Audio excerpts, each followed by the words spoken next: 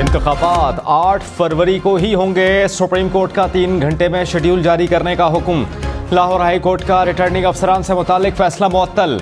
Supreme court ने Lahore high court को RO से मुतालिक दरखास्त पर मजीद समाअत से रोक दिया। कहा लाहौर हाई कोर्ट का फैसला बरकरार रखना मुमकिन नहीं। सिंगल बेंच ने फैसला देकर अपनी आईनी हुदूद से तजावुज किया। पूरे मुल्क में इंतखाबात का अमल रुक गया। इंतखाबात का 8 फरवरी को इनेकाद यकीनी बनाया जाए। किसी को जमहूरियत डिरेल करने की इजाजत नहीं देंगे। लाहौर हाई कोर्ट के जज मिसकंडक्ट के मुर्तकिब हुए।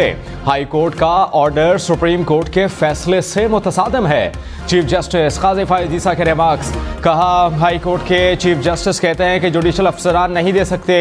क्या जज ने अपने ही चीफ जस्टिस के खिलाफ रिट जारी की है?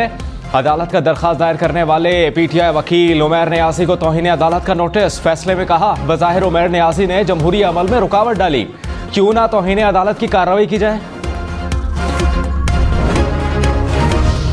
सुप्रीम कोर्ट का इलेक्शन कमीशन को इंतखाबात का शेड्यूल आज ही जारी करने का हुक्म। कहा इलेक्शन कमीशन बगैर किसी ताखीर के शेड्यूल जारी करे। चीफ जस्टिस ने कहा कौन सा कानून कहता है कि ट्रेनिंग के बाद शेड्यूल जारी होगा? सबको बुलाएं, आप भी तौहीन अदालत कर रहे हैं। इलेक्शन कराने से पीछे क्यों हट रहे हैं? सेक्रेटरी इलेक्शन कमीशन ने कहा आरओज़ मुअत्तल हो गए, इसलिए नोटिफिकेशन मुअत्तल किया। जस्टिस सरदार तारिक मसूद बोले रिटर्निंग अफसरान का नोटिफिकेशन मुअत्तल हुआ तो ट्रेनिंग क्यों रोकी? ट्रेनिंग मुअत्तल ना करते, पता नहीं क्यों रोक दी। लाहौर हाई कोर्ट ने इलेक्शन कमीशन का रिटर्निंग अफसरान तैनाती का नोटिफिकेशन मुअत्तल किया था। सिंगल बेंच की सिफारिश पर लाहौर हाई कोर्ट ने 5 रुकनी लार्जर बेंच तश्कील दिया। अदालत ने तहरीक इंसाफ की दरखास्त पर फैसला किया था। फैसले के बाद इलेक्शन कमीशन ने रिटर्निंग अफसरान की तरबियत रोकी थी।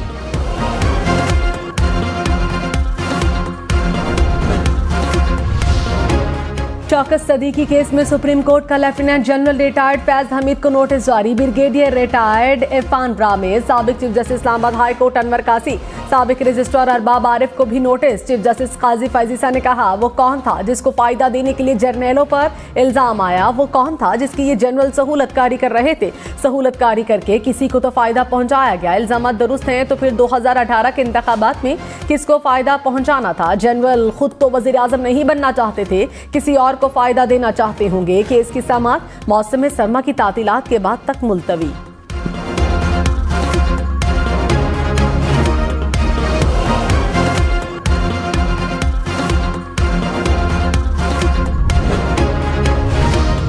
Army chief general Syed Asim Munir का दौरा अमरीका। अमरीकी वजीर खारजा, वजीर दिफा समेत अहम हुकूमती अहदेदारों और अस्करी हुक्काम से मुलाकातें। आलमी और इलाक़ाई सलामती के बाहमी उमूर और बैनुल अक़वामी तनाज़ुआत पर तबादला ख्याल। ISPR के मुताबिक इंसदाद दहशतगर्दी और दिफाई ताउन के शोबों को बुनियादी अहमियत दी गई।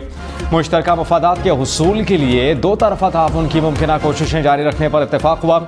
आर्मी चीफ ने मसला कश्मीर को अक़वाम मुत्तहिदा की करारदादों के मुताबिक हल करने की अहमियत को उजागर किया।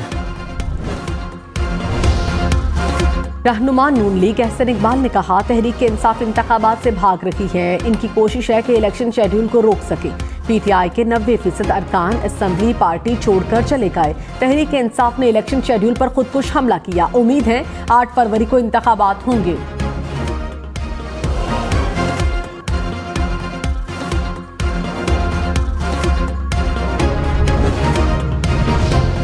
रहनुमा पीपल्स पार्टी फैसल करीम कुंडी ने कहा नून लीग और तहरीक इंसाफ क्यों इलेक्शन से भाग रहे हैं? इलेक्शन ना कराने के बहाने बनाए जा रहे हैं। इलेक्शन में ताखीर किसी सूरत बर्दाश्त नहीं करेंगे। मुल्क अब मज़ीद किसी भी सेलेक्टेड को बर्दाश्त नहीं करेगा। अपना RTS बंद होगा, ना इलेक्शन चोरी होंगे।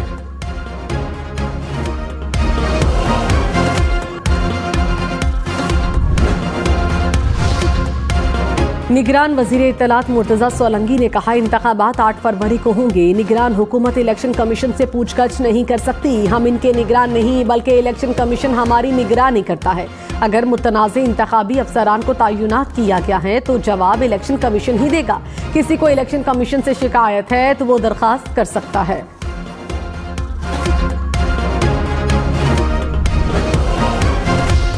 आर्मी चीफ की ओवरसीज पाकिस्तानियों को पाकिस्तान में सरमायाकारी की दावत। पाकिस्तानी कम्युनिटी के अरकान से बातचीत करते हुए कहा, अमेरिका पाकिस्तान के लिए सबसे बड़ी एक्सपोर्ट मार्केट है। पाकिस्तान में ओवरसीज पाकिस्तानियों को इंतहाई इज्जत की निगाह से देखा जाता है। बैरून मुल्क मुकीम पाकिस्तानी पाकिस्तान के सफ़ीर और असासा हैं। आर्मी चीफ ने ओवरसीज पाकिस्तानियों के लिए वीज़ों की रुकावट, खुसूसी स्क्रीनिंग और दीगर गुमराहकुन अफवाहों को रद्द किया।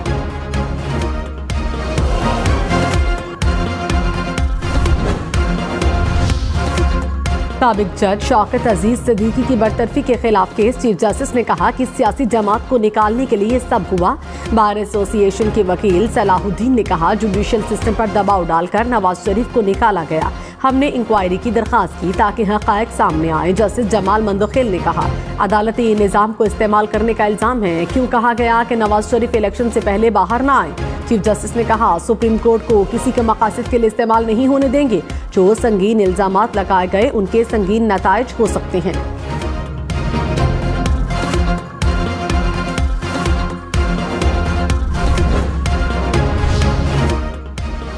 पेशावर हाईकोर्ट ने पीटीआई के इंतखाबी निशान केस में इलेक्शन कमीशन को हतमी फैसले से रोक दिया।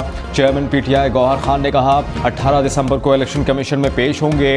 अदालत ने इंतखाबी निशान केस को इंट्रा पार्टी इलेक्शन केस के साथ यकजा कर दिया। समाअत 19 दिसंबर तक मुलतवी।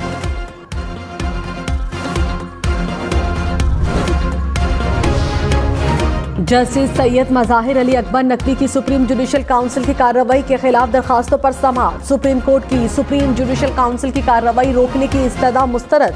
बेंच की तश्कील पर एतराज़ से मुतालिक दरखास्त जमा कराने की हिदायत। जस्टिस जमाल मंदखिल ने कहा, जिस बेंच की तश्कील पर एतराज़ है उसी से रिलीफ मांग रहे हैं।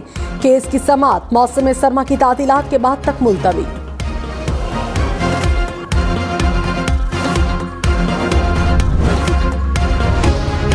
निगरान वज़ीर आज़म अनवारुल हक काकड़ ने कहा, कश्मीर ना भारत का था, ना है और ना होगा। भारत अपनी हद में रहे। कश्मीर पर एक तरफा कोई फैसला किसी सूरत कबूल नहीं। भारतीय सुप्रीम कोर्ट के फैसले को जूते की नोक पर रखते हैं। कोई भी अदालत कश्मीरियों के मुस्तकबिल का फैसला नहीं कर सकती। मसला कश्मीर यूएन करारदाद के मुताबिक हल होना चाहिए।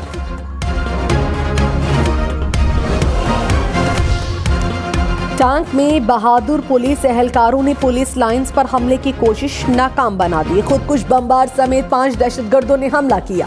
जवानों ने बहादुरी के साथ दहशतगर्दों का मुकाबला किया। 5 दहशतगर्द मारे गए। ISPR के मुताबिक फायरिंग के तबादले में 3 पुलिस एहलकार शहीद हो गए। सिक्योरिटी फोर्सेस मुल्क में अमन इस्तेहकाम यकीनी बनाने के लिए दीगर कानून नाफिज करने वाले इदारों की शाना बशाना। निगरान वज़ीर आज़म अनवारुल हक काकड़ का मंसूबे को नाकाम बनाने पर सिक्योरिटी एहलकारों को खिराज तहसीन।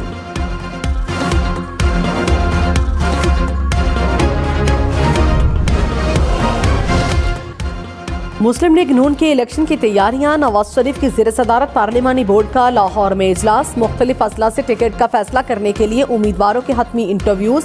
शहबाज शरीफ और मरियम नवाज भी इजलास में शरीक। साबिक गवर्नर खैबर पख्तूनख्वा महताब अब्बासी का नून लीग छोड़ने का फैसला।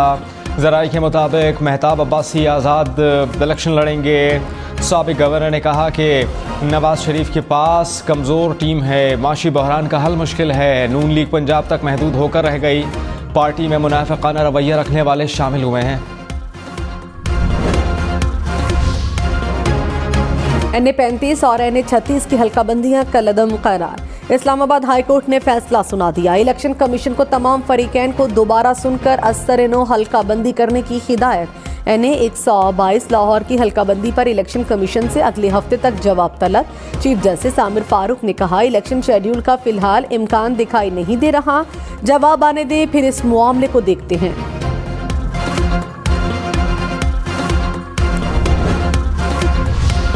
चीफ जस्टिस कादिर फ़ाइज़ ईसा ने कहा, इलेक्शन की तारीख से मुताल्लिक सियासी जमात आई तो 12 रोज़ में हमने फैसला किया।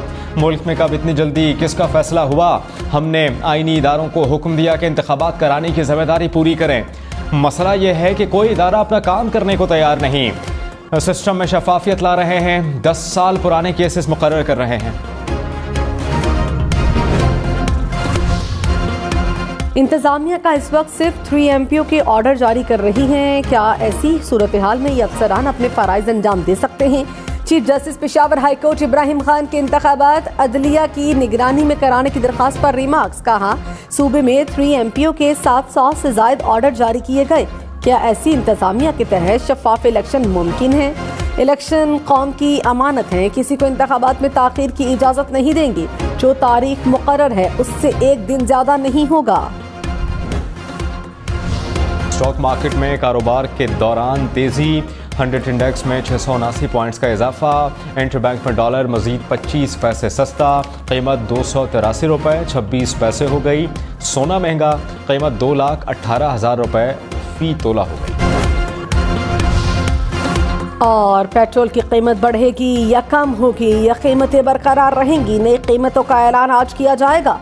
इस वक्त पेट्रोल की कीमत 281 रुपये 34 पैसे है।